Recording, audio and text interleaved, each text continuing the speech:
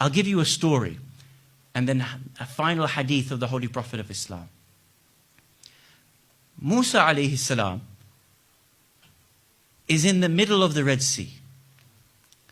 And as the waves come crashing around and begin to swallow up Fir'aun and the army of Fir'aun, there comes a moment, according to our ahadith, there comes a moment when Fir'aun looks towards Musa longingly, in an extent of a hand, as if to say, "Oh Musa, save me from this moment."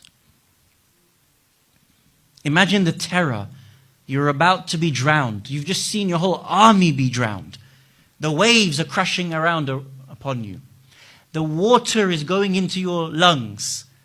Fir'aun looks longingly for a moment of safety at the hand of Musa alayhi salam. Do you know what the hadith says? Musa alayhi salam turns his face away in disgust at Fir'aun. "I want nothing to do with you, Fir'aun. I will not save you at this moment." The hadith says, Allah subhanahu wa ta'ala revealed into the heart of Musa at that moment, "O Musa, why did you turn away in disgust from Fir'aun?" He says, "Oh Allah, this is Fir'aun. He is the one who has claimed godhood against you. He is the one who said, build this high bridge and I will come up and fight against the Lord of Musa. Now you want me to save him?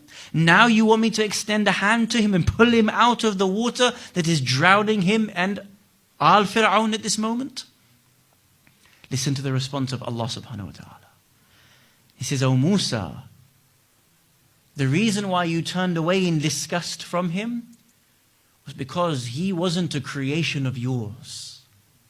Had you created him, you would have seen him the way I see him. And if Fir'aun had just called towards me and not you, I would have been the one to save him." Look at the difference between how we see people and how we see the world versus how Allah subhanahu wa ta'ala sees people and the world. Even Fir'aun, if he had called out to me, I would have saved him. Our problem is that we take every other idea as our own idea other than Islam's ideas.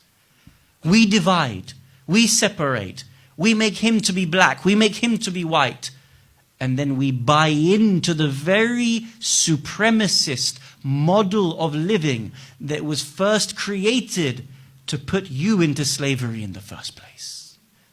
And then we complain later on that white slavery exists. In the last sermon of the Holy Prophet of Islam, Rasulullah Muhammad sallallahu alayhi wa alihi wa sallam,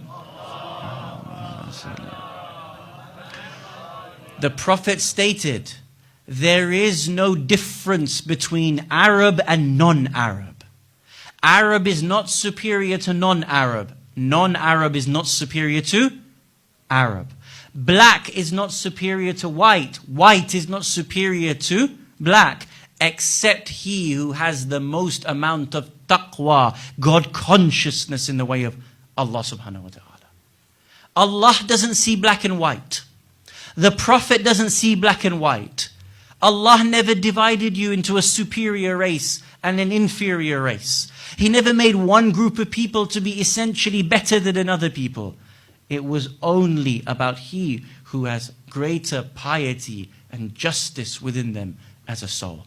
The more you and I buy into these ideas that race exists, the longer you and I will perpetuate the very ideas and foundations that white supremacy uses in order to be able to say that you are less than someone else. It requires